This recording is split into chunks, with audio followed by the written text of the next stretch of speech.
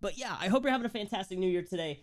I hope you're having a fantastic new year so far. I wanted to kind of talk about something to start off the stream today. I was kind of thinking, 2020, what do I want to see change in 2020, and what do I want to see either change or evolve, improve, or innovate, or whatever that may be. I was looking at social media and kind of how we grow on social media is so it's weird, and it's something I would like to see change. Today, if you look at what goes viral on social media, it's so clickbait.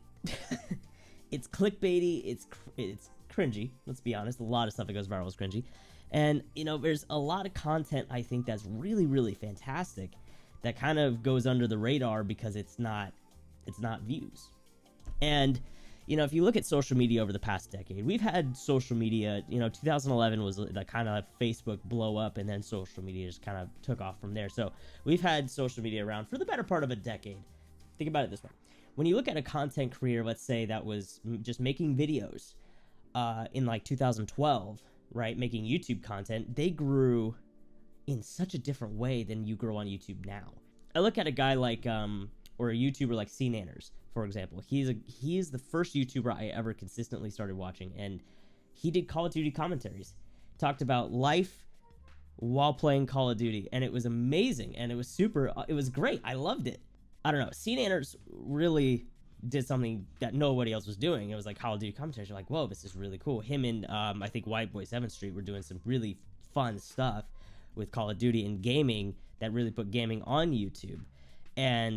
But the thing is, I kind of look at content now, and I look at social media now, and it's like, would Call of Duty commentaries go viral, or would they go, would they get the views today? And I don't think they would. It's really tough to clickbait it.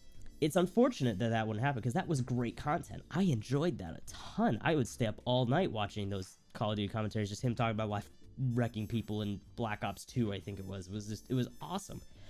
But now it's so different, and in 2020, I really want to see social media go back to that. I don't think it will, but I would love to see it.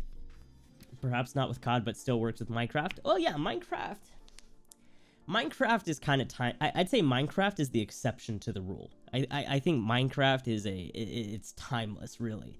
I think Minecraft will be around for a long time. I don't see Minecraft ever dropping off, and people are like, oh, I'm never playing Minecraft again. And the shelf life of that game will just last forever. I can't see it not dying at all. And I don't think anybody will let it die, which I think we're all okay with. I'm okay with it not dying. The big question a lot of people are asking now is, how do I grow on social media in 2020? Everything's so saturated. How do I stand out? How do I do something different? And that's where ideas and branding are gonna really, help you stand out. But not only that, but I still look at it, and man, it's crazy how clickbait and thumbnails, something that I think people don't think about as much when it comes to YouTube, is that there's an algorithm to abuse, and we all know the infamous YouTube algorithm, whether we agree with it or not. Doesn't matter, but it's like, you can abuse it, and you can use that to grow your channel.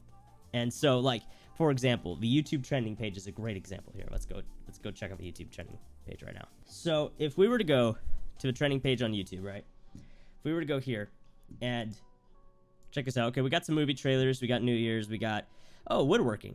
Woodworking is dope. That's unique. I like that. FaZe Rug. This guy right here knows how to abuse the system. Just looking at FaZe Rug's titles and thumbnails, goodbye FaZe Rug. This is probably this is asking the question, is FaZe gonna leave? Is he gonna leave FaZe, or is Rug gonna be, where's he? What's going on? When really it's a 10-year, it's a decade long, it's a New Year's thing, right? So it's not that big of a deal. But he's smart enough to realize that if he put goodbye FaZe Rug, it's gonna go viral, and it's number 4 on trending right now. Imagine if this said 10 years of FaZe Rug. Would that be at 2.4 million views in one day? I don't know. Looking at all these other thumbnails, you got, never have I ever, and then you got cheated and stuff like that. It's cheating, awkward right here, shocking in this one, emotional in this one, it's just like, and Apple iPhones. I don't understand why iPhones are so, like, you put an iPhone in the thumbnail and it goes viral. I don't understand it. I don't agree with it, but it does, it works, apparently. So it's very interesting to see how, a guy like FaZe Rug, who definitely knows how to play the game and play the YouTube system, like, I don't see any video right now that has under 1 million views. 3 weeks. Like, let's try to find a video that has under 1 million views for FaZe Rug. 4 months, still nothing. Spin the wheel, do a dare, kicked out. So it's like he got kicked out of the FaZe house or whatever. Look at this. Last to drop iPhone wins $10,000 challenge. 12 million views. What? How? I don't understand that. Now, I don't watch his I'm not subbed to FaZe Rug, or I'm not subbed to him, or I don't really watch him, but it's like, he knows, like, I'm not trying to take anything away from FaZe Rug at all either. I'm just saying he knows how to play the system, which is why he has so many videos with over 2, 3, 4 million views. Like we're at 9 months. Here we go, 9 months, under 1 million. This almost did 1 million right here. 939,000 views. 2019 was such a huge year for FaZe Rug because he did so many viral videos that just went insane. And he obviously went and did a lot of trending challenges and these weird stuff. But for the most part, none of this is like super harmful either. Like, this is just, something that you would expect somebody from FaZe to do. You know what I mean? It's not anything blatantly crazy. It's not Logan Paul-esque. That's insane, though. He almost went a full year without a video under 1 million views. That's nuts. He hasn't had a video under 1 million views since then.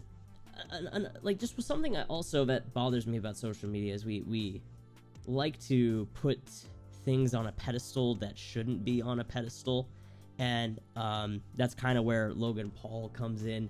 And there's kind of a saying that you've probably heard, a saying in either a saying in marketing and PR, that any press is good press, whether it's bad press, good press, whatever. When I first saw Logan Paul, I was like, all right, this guy just has too much money and too much time on his hands, so he's just doing a lot of stupid stuff, whatever, okay. And and then when Japan hit, that wrecked him, and it got him so much press, so much media attention, that it kind of turned him into the bad guy. And I was listening to a podcast of him with Casey Neistat, or an interview, and he basically said, yeah, I leaned into that bad guy that everyone was making me to be, so that's why he tased the dead rat. And it was like, okay, that was not a smart idea in terms of your longevity as a creator. But like, again, Logan Paul understood, this is what I need to do to stay relevant. And that's the game when it comes to social media, is relevancy and attention. That's what this is. It's an attention game, and it's a popularity contest. Here's the thing, like, social media will always be a popularity contest. It will never not be a popularity contest. As much as I hate to say that, and that's what it is. It's a popularity contest.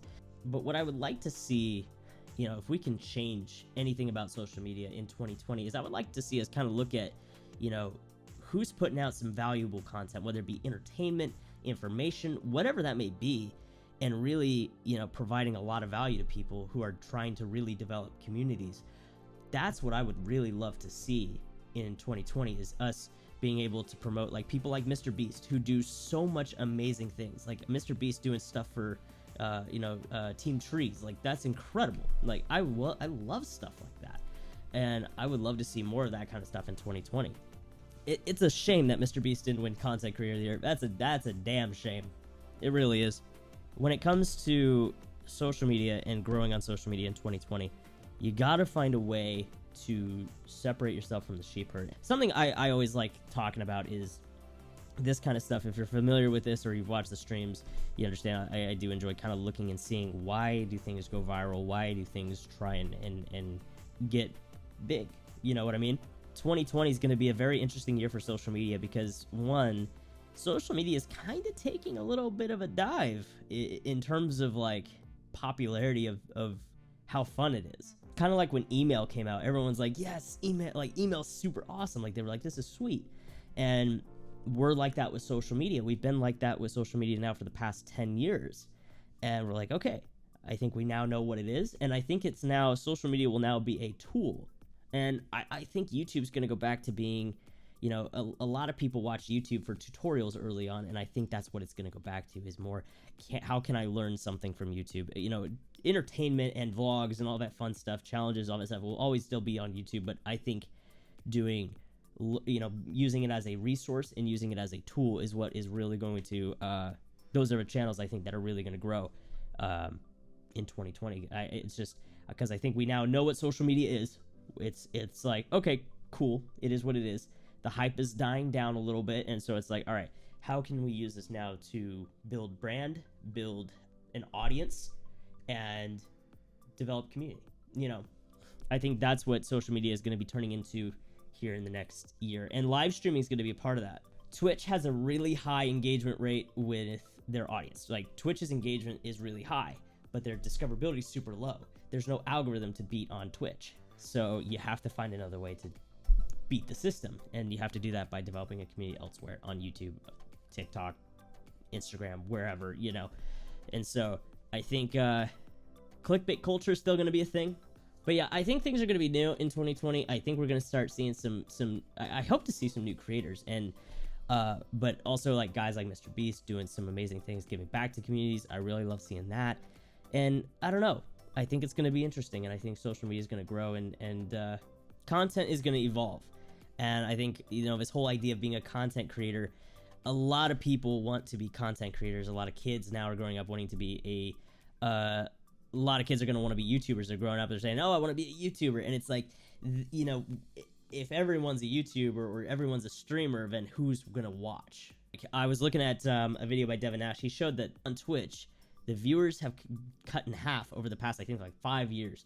Viewers have dramatically fallen in half, but the amount of streamers have grown because it's so easy to stream. Like, literally, I download OBS, I get a good mic, I get a couple monitors, and then I go live.